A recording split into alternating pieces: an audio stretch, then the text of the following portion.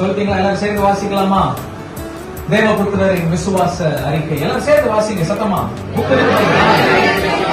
நான் தேவனால் தெரிந்து கொள்ளப்பட்டிருக்கிறேன்.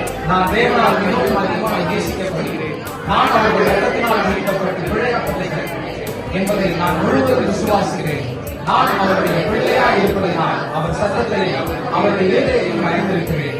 நான் பரிசுத்த ஆவியானவராலே நடத்தப்படுகிறேன். நான் பரிசுத்தமாய் வாழ்வேன். நான் சமாதானம் பண்ணுகிறவனாய் இருப்பேன். நான் தேவனுடைய சிக்ஷையை அற்பமாய் எண்ண மாட்டேன். நான் அனுதினமும் அவர்களுக்குள் வளருவேன், பலன் தருவேன். நான் தேவனுடைய அன்பை நினைக்கிறவனாய் இருப்பேன். நான் தேவனை பிரதிபலிக்கிறவனாய் இருப்பேன். நான் ஜெயமுள்ள வாழ்க்கையை வாழ்ந்து எல்லாவற்றையும் சுதந்திரித்துக் கொள்வேன். நான் பயத்திற்கும் அடிமைத்தனத்திற்கும் விடுதலையாக்கப்பட்டவன். நான் அதிகாரம் நிறைந்தவன். நான் தேவனுடைய பிரதிநிதி. நான் வாழ்வேன். நான் வளருவேன். நான் செழிப்பேன். நான் கனி கொடுப்பேன். நான் கர்த்தருக்குள் மகிழ்ச்சியாக இருப்பேன்.